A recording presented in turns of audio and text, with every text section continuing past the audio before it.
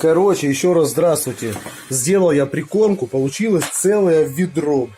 Ведро. Я так задолбался, блядь, что если я еще хотя бы раз вот за это вот возьмусь, я не знаю, ну разве что я должен наловить сегодня кучу рыбы. Ну сегодня, завтра мы идем с ночевкой.